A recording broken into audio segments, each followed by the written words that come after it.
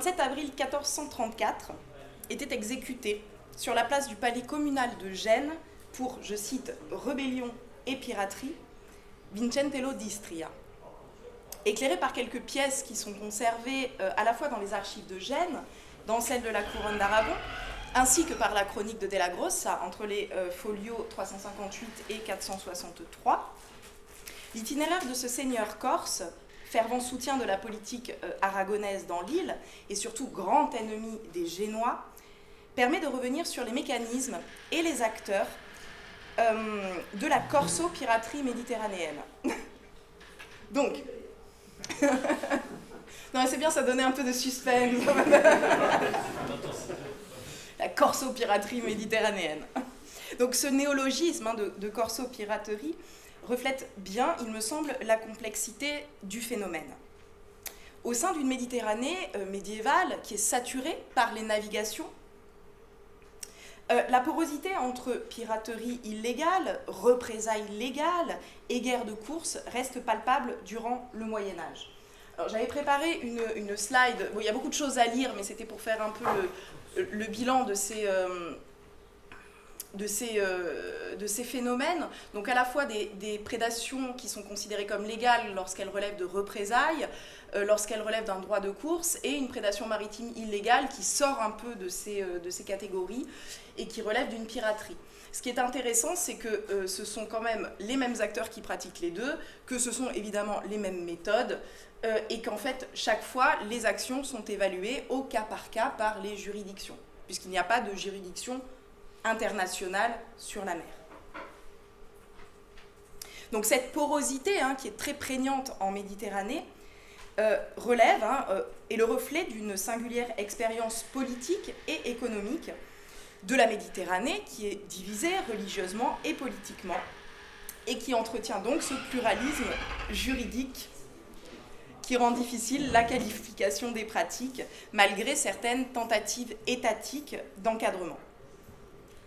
Donc comme je l'ai dit, en l'absence d'une juridiction, la qualification de piraterie ou de course dépend toujours de l'endroit duquel on observe les phénomènes, et le même individu peut être, selon les circonstances, considéré comme un pirate pourchassé pour vol, ou comme un corsaire respecté ayant fait l'usage d'une violence légitime.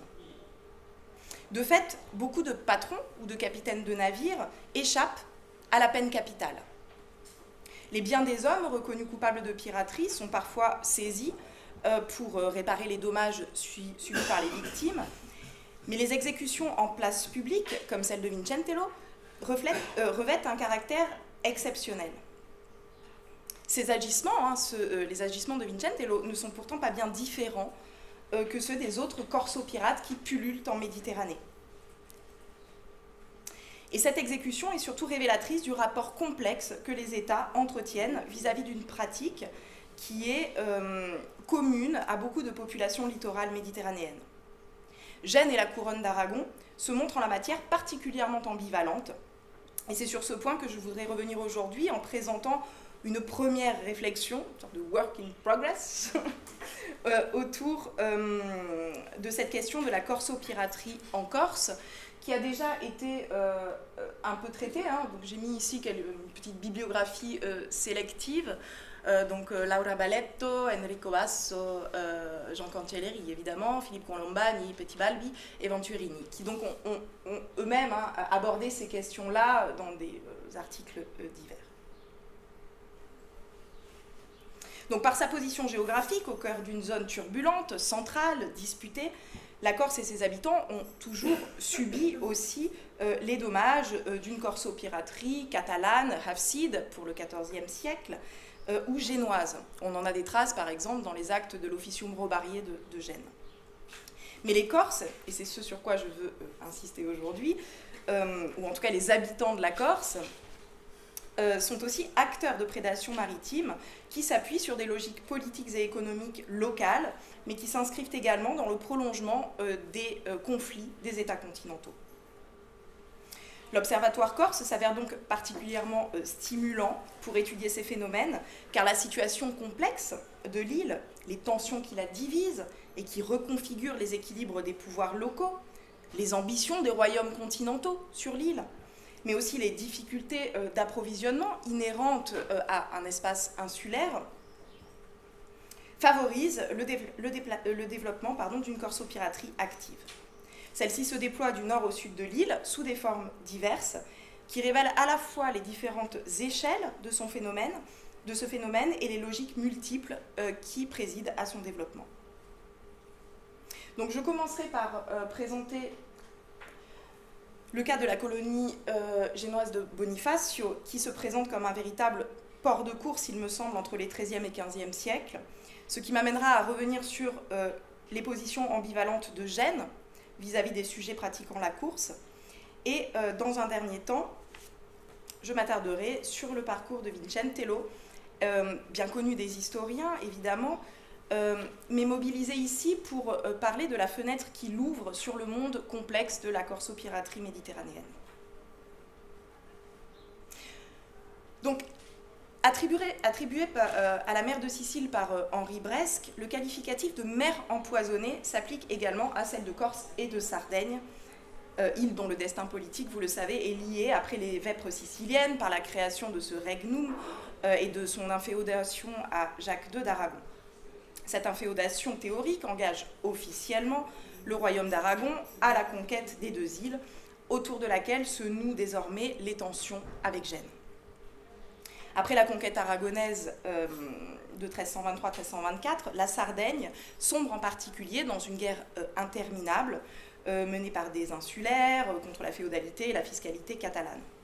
Et dans ce contexte se développe une corsopiraterie extrêmement intense qui a été bien étudiée par Pinuccia Simbula. Donc si le développement de violences maritimes en Sardaigne est lié aux tentatives de la couronne d'Aragon pour s'imposer dans l'île, certains ports de la Corse montrent un développement précoce, sans doute depuis le XIIIe siècle, d'activités corsopirates. Et ce qui est intéressant, c'est qu'on a aussi les archives pour aborder ce cas.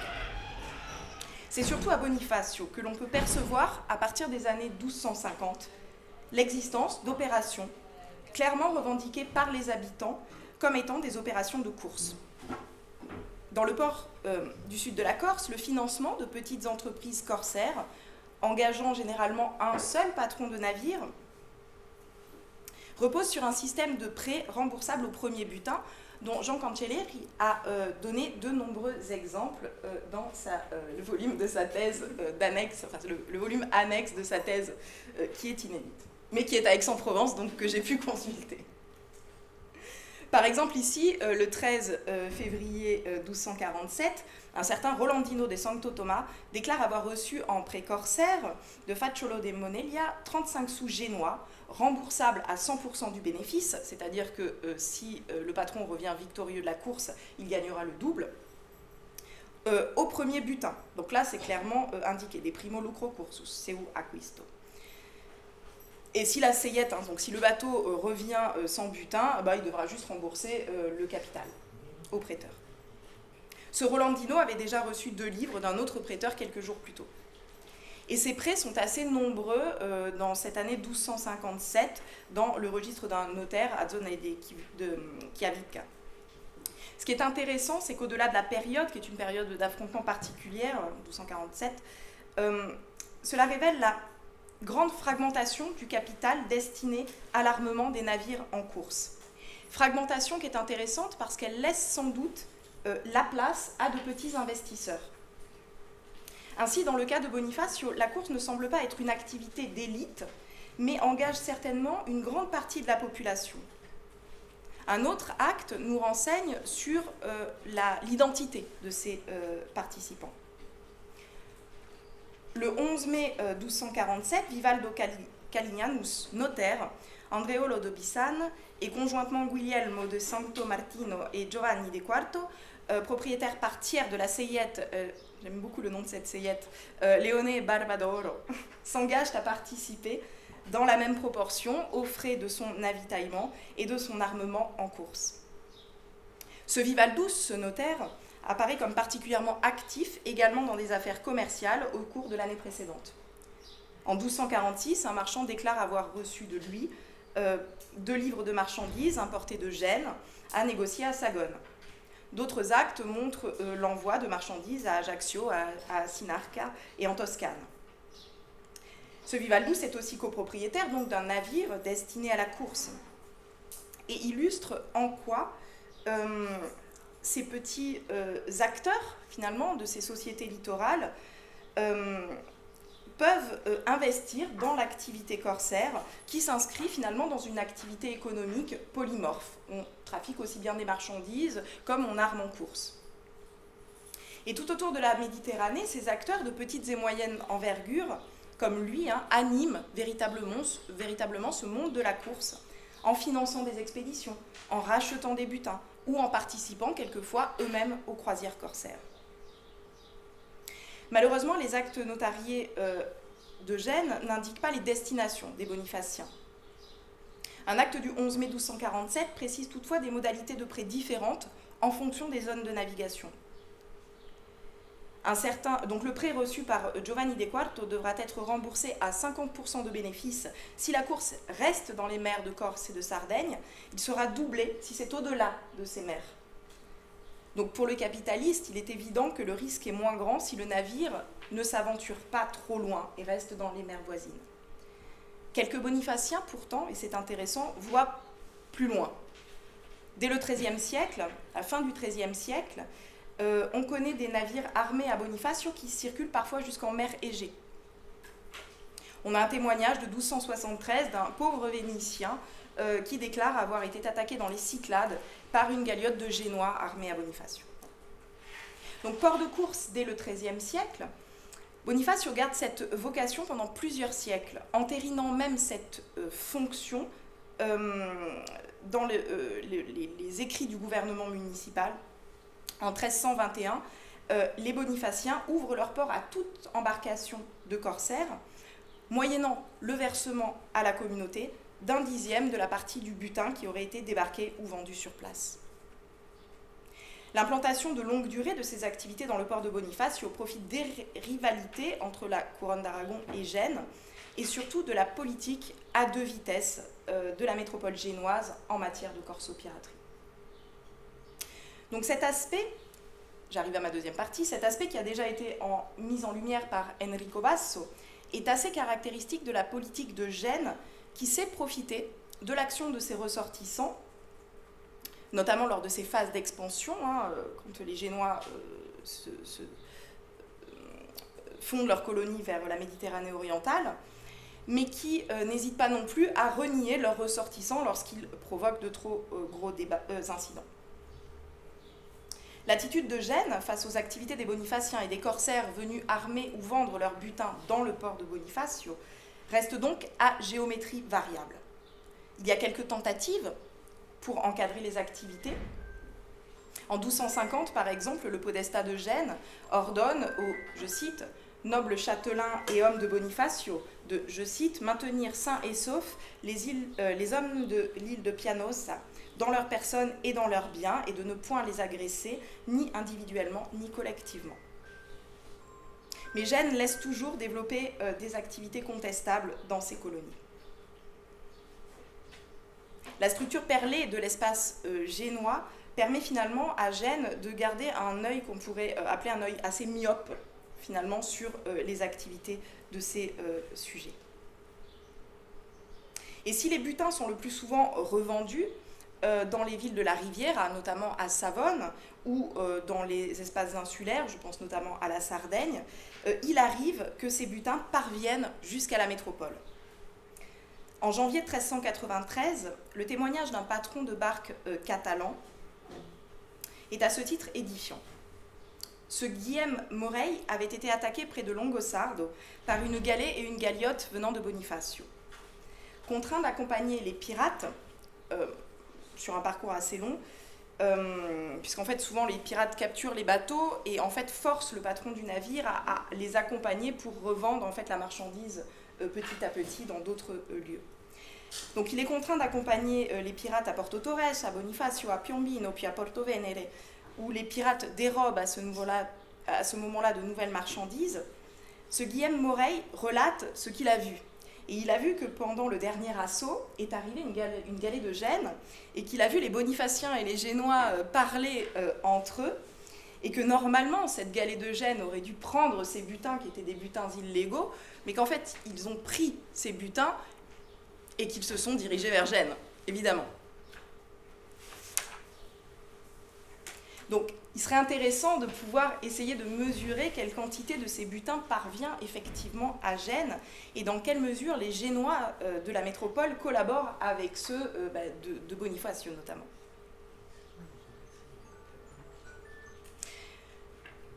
Je coupe un peu, hein. Donc ce que je souhaiterais, c'est mener donc une étude beaucoup plus précise sur l'usage fait par Gênes des activités corsaires de Bonifacio, afin de mesurer en quoi ce port a pu constituer à la fois une zone de revente des butins et dans quelle mesure la course bonifacienne a pu constituer un moyen d'approvisionnement pour Gênes. J'ai insisté sur le cas de Bonifacio, mais celui de Calvi, dont l'activité corso-pirate se développe à partir de la seconde moitié du XIVe siècle, relève sans doute de la même dynamique. Pour ces deux cités portuaires, la course constitue sans doute un moyen d'approvisionnement, mais également dans un contexte tyrrhénien explosif pendant plus de 100 ans, un secteur d'investissement pour des Génois qui sont finalement familiers de ce type d'opération. Type d'opération qui, j'insiste, relève somme toute finalement des mêmes compétences que celles qu'on demande pour une activité marchande. Ces corsaires utilisent les mêmes instruments, les instruments notariés, les prêts, etc. Et c'est un secteur d'investissement comme un autre. Ce qui fait la complexité de la corso-piraterie, c'est une superposition d'intérêts privés et d'enjeux publics. Et la pérennité de ces phénomènes, de cette corso-piraterie, ne peut s'entendre que si on admet son encastrement à la fois dans les économies des villes, c'est ce que j'ai essayé de montrer très rapidement ici, mais aussi dans les intérêts des royaumes méditerranéens. Au-delà de l'aspect économique, la prédation peut aussi constituer, il me semble, une forme d'action politique violente.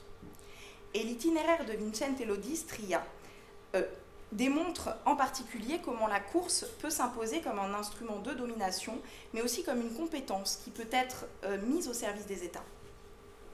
Entre Corse, Sardaigne et Couronne d'Aragon, ce parcours met en lumière la forte imbrication des enjeux locaux et internationaux dans la pratique de la course, au cours des premières années du XVe siècle. Au sein d'un milieu de la course méditerranéenne, surtout peuplé de ces petits corsos marchands modestes, cette trajectoire s'avère singulière, car elle présente le cas d'un insulaire qui cherche à imposer sa domination localement, mais qui travaille parallèlement aux intérêts d'une puissance continentale. Alors, bien que clairement identifié comme chevalier, ce matin, j'ai vu dans le PowerPoint de Michel Ferrare cette fameuse statue à Biguglia où on le voit sur son cheval. Ça m'intéresse beaucoup qu'il soit représenté comme ça, puisque Vincentello sort en fait finalement de l'ombre de l'histoire par la course. C'est véritablement par la mer qu'il émerge, en tout cas de la chronique de Della Grossa.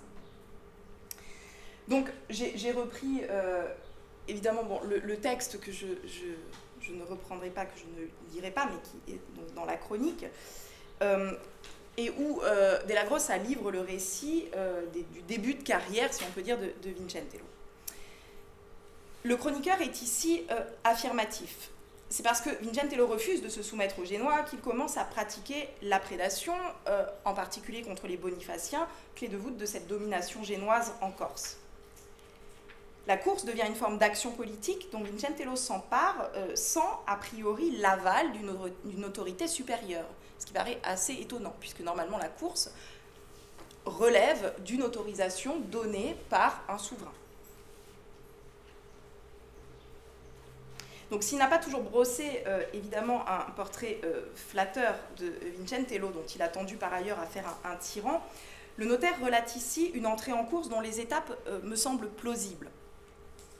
Elles répondent à ce que l'on connaît par ailleurs de la carrière de certains autres mercenaires maritimes, une activité qui débute par de petites opérations faites grâce à des deniers personnels, avant que ces mercenaires aillent vendre leurs services auprès des souverains.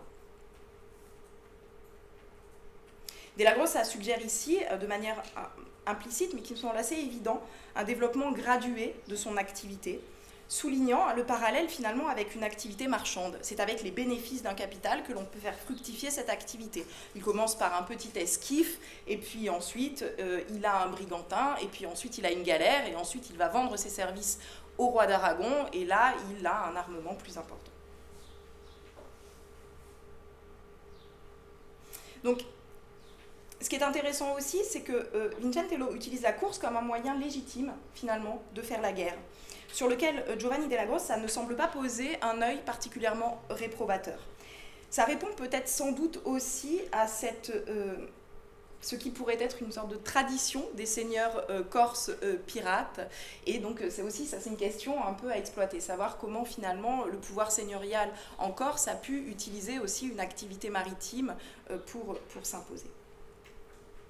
Donc seul apparaît dans cette première description l'allusion à peine voilée à la ligne 20, à la convoitise de Vincentello qui volait jusqu'aux ânes pour les vendre.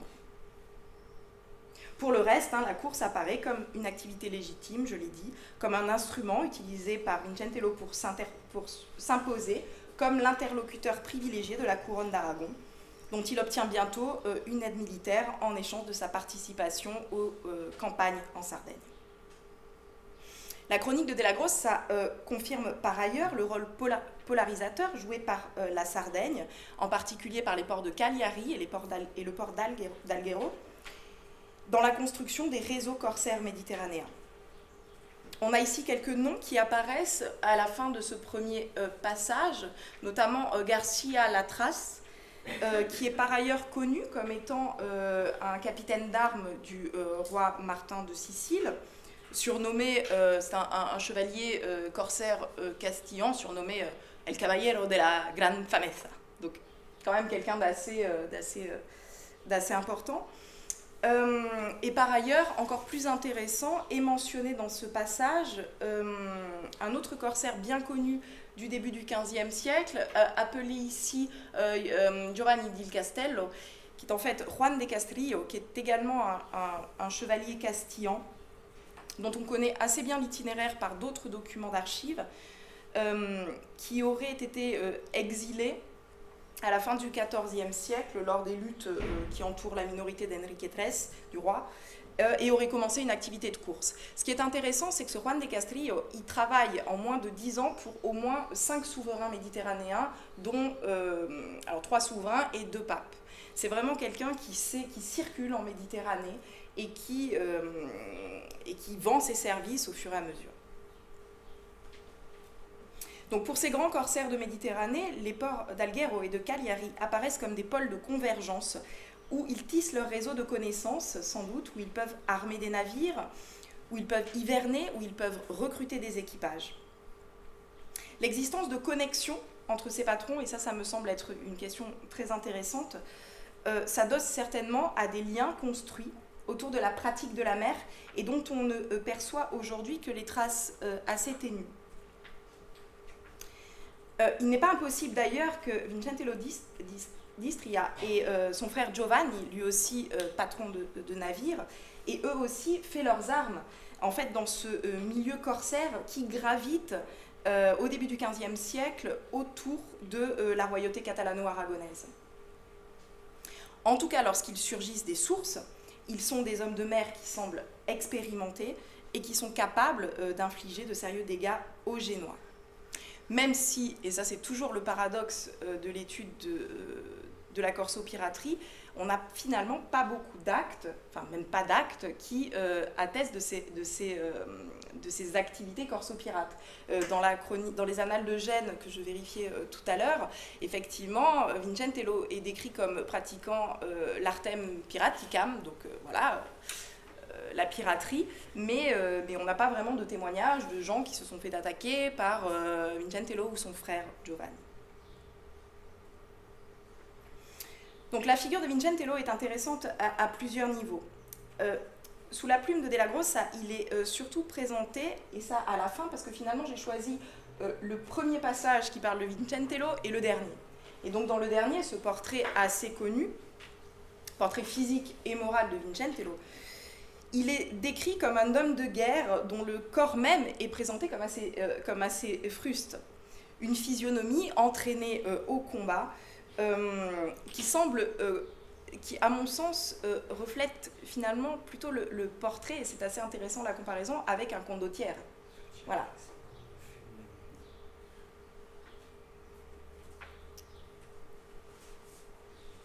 Je coupe.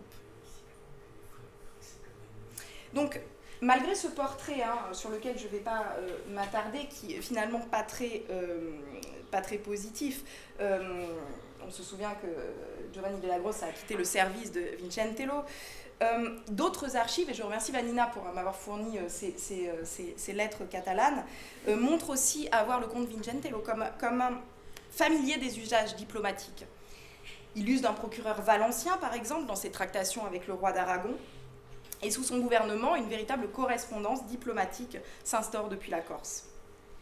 Vincentello est ainsi une mosaïque d'identité qui me semble bien refléter la complexité de la réalité corsaire de la fin du Moyen-Âge. Il est intéressant de se demander si lui-même se serait considéré comme corsaire. Et un petit passage, effectivement, d'une des lettres de ce dossier catalan, une lettre qui est adressée en 1416 au nouveau souverain Alphonse, alors que Vincentello est assiégé à Sinarca, permet de douter de cette représentation qu'il avait de lui-même. Il parle alors de l'officier du roi de Sardaigne, du roi en Sardaigne et des patrons de navires à qui il avait demandé de l'aide, et il écrit. Et ces derniers ont répondu clairement que votre seigneurie leur avait donné l'ordre de ne pas s'en prendre aux Génois, ni sur terre, ni sur mer. À ce moment-là, il y avait un accord entre la couronne d'Aragon et les Génois, et normalement, Vincentello n'aurait pas dû s'attaquer aux Génois à ce moment-là. Et donc, jamais ils ne voulurent me donner le moindre secours, comme si j'avais été un grec. Donc là aussi, question, qu'est-ce qu'il entend par là? Comme si j'avais été un grec. Et la chose encore plus, enfin pour moi très intéressante, il dit « Et jamais je n'avais été traité de corsaire avant cette fois-là ». Alors que le reste de son parcours permet d'en douter. Donc pour conclure, si l'on revient en fait à ce que je disais au début, c'est-à-dire cette exécution pour piraterie en 1434, d'ailleurs mention dont on ne sait pas trop d'où elle vient, c'est-à-dire qu'il faudrait repister l'origine en fait de cette accusation, quel document finalement dit cela.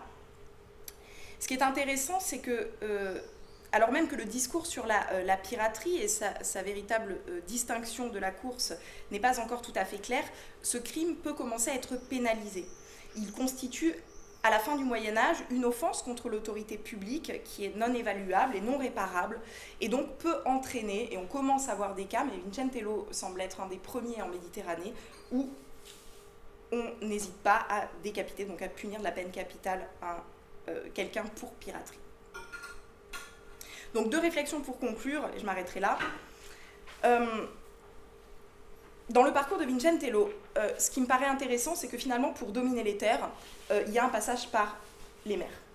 Et que ça me semble révélateur de la place majeure prise par les territoires maritimes, par leur conquête, par leur défense à la fin du Moyen-Âge. Par ailleurs, le cas de la corsopiraterie en Corse me semble aussi bien montrer le double niveau de cette corsopiraterie. À la fois les villes littorales, qu'elles soient corses, mais qu'elles soient, on peut parler sans doute d'un modèle tout autour de la Méditerranée, fourmillent d'acteurs modestes qui pratiquent la course comme ils pratiquent le commerce.